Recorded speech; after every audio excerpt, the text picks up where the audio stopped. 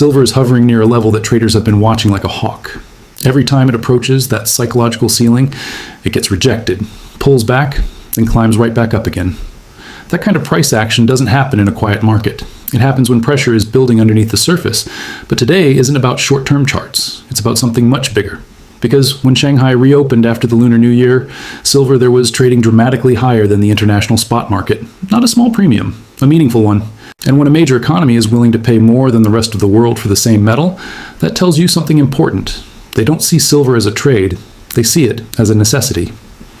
Now here's where things start to shift from market story to geopolitical strategy. In recent months, Chinese state-linked media outlets have suggested that the United States has strategic interests in Mexico's mineral wealth, particularly silver. At the same time, political figures in Washington have publicly discussed stronger action against cartel violence in Mexico, even floating the idea of direct intervention if invited. On the surface, those look like separate headlines. But in commodity markets, nothing exists in isolation. Let's step back and look at production. According to data compiled by the Silver Institute, Mexico is consistently ranked as the largest silver-producing country in the world. China is typically second.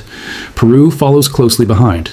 That means the top two producers of silver globally are also two of the largest economic powers. And they are currently navigating elevated political and economic tensions. Mexico's major mining regions, including Zacatecas, Durango, and Chihuahua, are enormously important to global supply.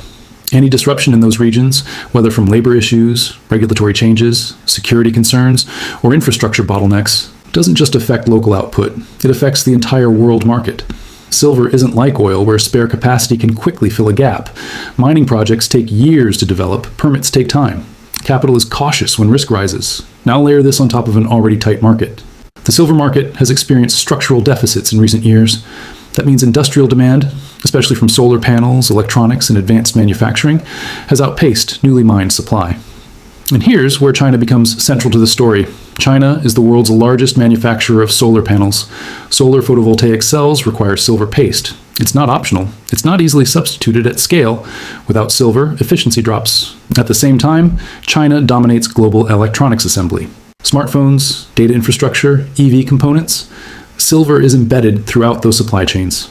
So if you're a country building out renewable energy, expanding high-tech manufacturing, and preparing for long-term industrial independence, silver stops being a commodity. It becomes strategic. Earlier this year, Chinese authorities signaled that certain critical minerals, including silver, would receive greater oversight. Export channels tightened. Licensing requirements narrowed. That doesn't happen randomly. Governments don't reclassify materials unless they believe future availability could become constrained. Now shift to the United States. In Washington, policymakers have increasingly emphasized supply chain resilience and critical mineral security. Silver appears on U.S. critical materials lists because of its essential role in defense systems, advanced electronics, and energy infrastructure. The main exchange for silver futures in the U.S. is COMEX, part of the CME Group. Physical inventories inside these vault systems fluctuate month to month based on deliveries, industrial withdrawals, and investor positioning. When registered inventories decline, it can signal tighter near-term availability for delivery against futures contracts. It doesn't automatically mean crisis, but it does mean the cushion is thinner, and thin cushions matter in tight markets. Now let's talk about something even more important than supply: capital flows. China holds one of the largest foreign exchange reserve portfolios in the world, historically heavily allocated to U.S. treasuries and dollar-denominated assets. Over the last decade, there has been a gradual diversification trend globally. Central banks, not just China, have been increasing gold reserves at a record pace. Gold buying by central banks has surged to multi-decade highs, according to the World Gold Council. Why does that matter for silver? Because gold and silver markets often move in long macro cycles tied to monetary confidence.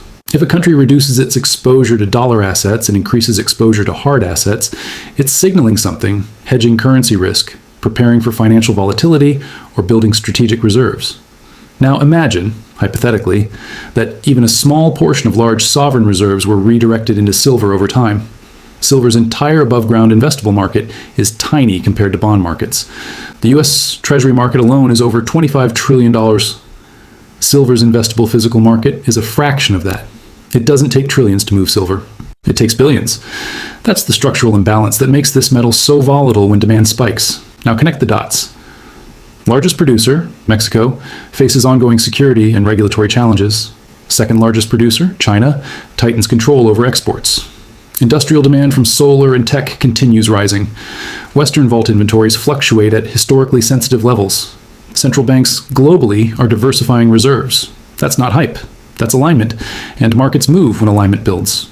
Let's talk about Mexico more carefully because nuance matters. Mexico is not in a formal civil war. But cartel violence in certain regions has absolutely affected logistics, infrastructure, and investor sentiment. Mining is capital intensive. If transport routes become riskier, insurance costs rise. If foreign technical staff feel unsafe, expansion slows. Even modest production slowdowns in the world's largest silver-producing country ripple outward. And here's something many people miss. Silver is often produced as a byproduct of other metals like copper, lead, and zinc. That means silver supply isn't purely responsive to silver prices. If base metal demand slows, silver output can decline even if silver prices are rising. That makes the supply curve sticky. Now let's shift to psychology. Markets don't explode upward because of headlines. They explode when participants realize the structural math has changed. If traders begin believing that, sovereign buyers are accumulating. Industrial demand is non-negotiable. Mine supply is constrained. Inventories are finite. Then pricing behavior changes from sell the rally to secure the asset. That's when volatility accelerates. And that brings us back to the geopolitical overlay. When US-China tensions rise, overtrade, technology, semiconductors, Taiwan, tariffs, commodities can become leverage points. China needs silver for solar dominance. The US needs silver for defense and electronics. Mexico holds the largest production base. In a world of friendshoring and resource nationalism, control over supply chains is power. We saw this with rare earth elements years ago. We saw it with natural gas in Europe.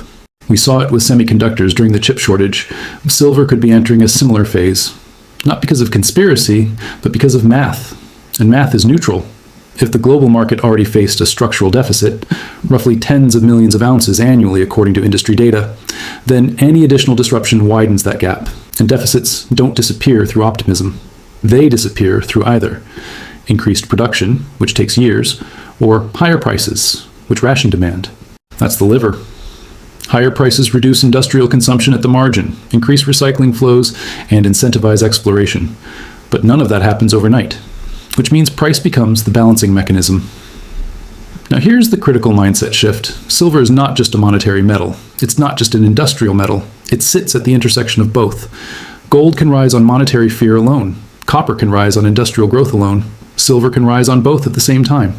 That dual nature makes it uniquely explosive during periods of geopolitical tension and monetary uncertainty. And that's exactly the type of environment we're entering. So in this first part, we've established the production hierarchy, the geopolitical context, the structural deficits, the inventory sensitivity, the capital flow implications, the strategic importance of silver in energy and technology. We talked about Mexico's dominance in global silver production. We examined China's tightening grip on exports and industrial demand. We looked at structural supply deficits and fluctuating inventories on COMEX. And we established one key idea. Silver is no longer just trading on momentum. It's sitting at the intersection of geopolitics, industrial necessity, and capital flows. Now we go deeper, because the real question isn't whether silver is important. The real question is, what happens when strategic demand collides with limited supply? The capital flow. Shocklets start with scale. The global bond market is measured in tens of trillions of dollars. Equity markets are even larger. In contrast, the entire annual silver mining industry generates only a few tens of billions of dollars in production value at current prices. That means silver is a small market sitting next to enormous pools of capital. If even a modest percentage of sovereign reserves, institutional allocations, or industrial hedging programs rotate toward physical silver, the effect isn't linear, it's exponential. Why? Because commodity markets clear at the margin. If there are 900 million ounces produced annually and demand rises by 50 million ounces beyond available supply, prices must rise high enough to either destroy demand, increase recycling, or incentivize new production, and new production takes years. Exploration, permitting, environmental approval, infrastructure build-out, these aren't quarterly processes. They're multi-year cycles. That's the time lag most investors underestimate. The inventory illusion. One of the biggest misconceptions in commodity markets is that visible inventories equal available supply. Vault inventories, including those tied to futures exchanges, fluctuate. But not all silver sitting in a vault is for sale at current prices. Some is owned by long-term holders. Some is allocated against contracts. Some is industrial stockpile. When markets tighten, the float, the amount truly available to buy immediately, shrinks much faster than headline inventory numbers suggest.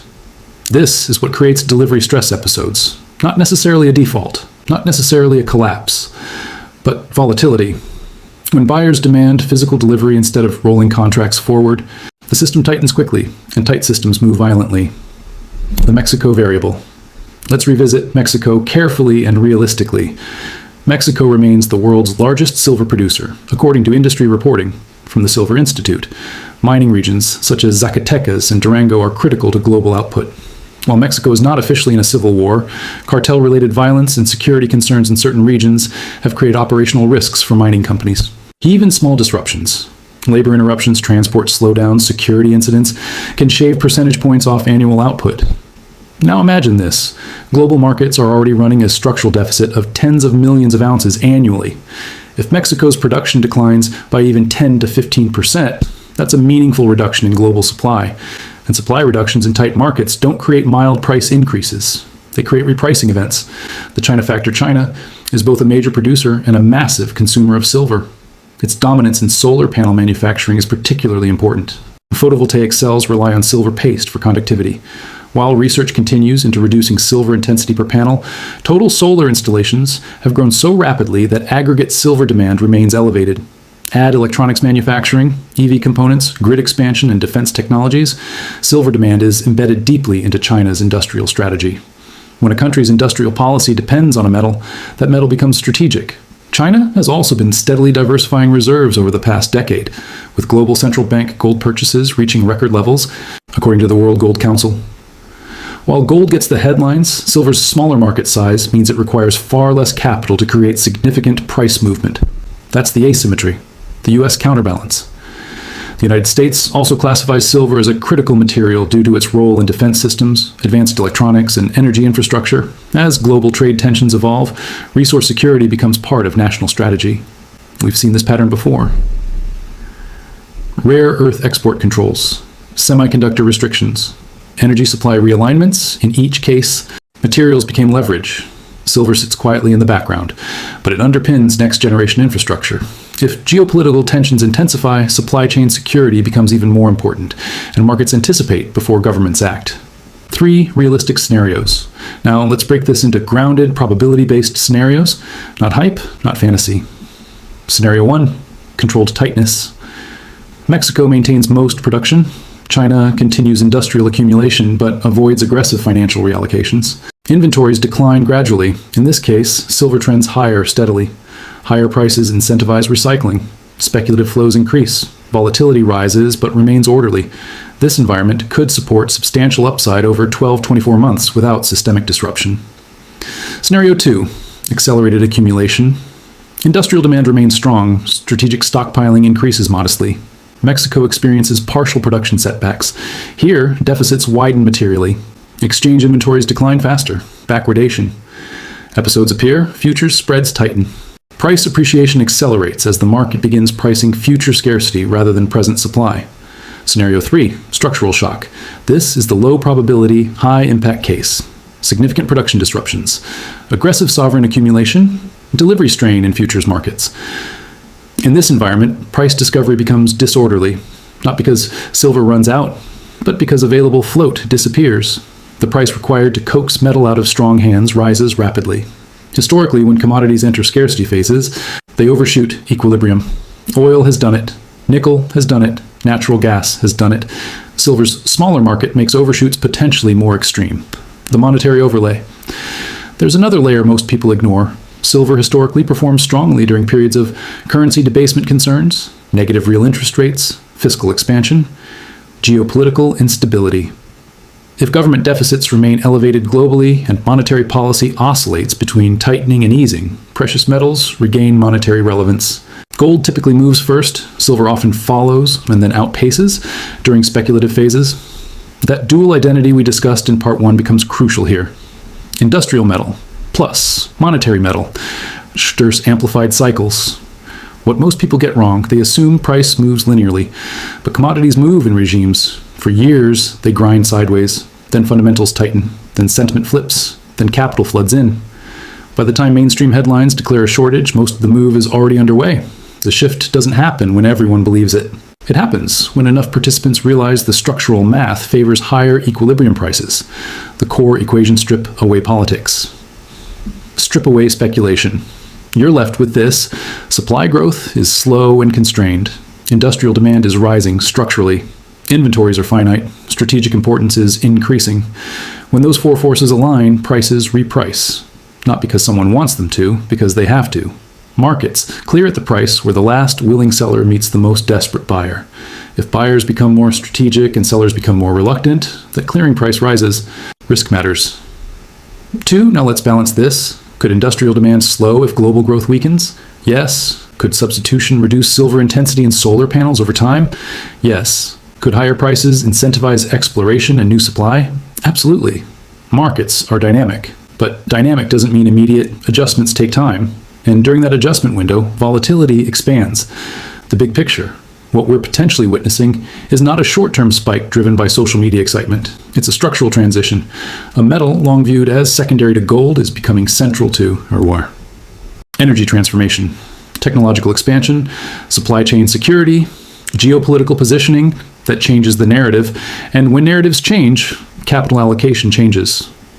Final thought, silver doesn't need panic to rise. It needs imbalance. If supply remains constrained while industrial and strategic demand continues expanding, the PR ICE mechanism will do what it always does. It will move until equilibrium is restored. Sometimes slowly, sometimes violently, but always mathematically. And that's the key takeaway from this entire two-part analysis. This isn't about conspiracy. It isn't about hype. It isn't about fantasy price targets. It's about structural pressure building inside a small but strategically critical market. When math collides with power, price is the scoreboard. And silver is now on that scoreboard in a way the world is only beginning to notice.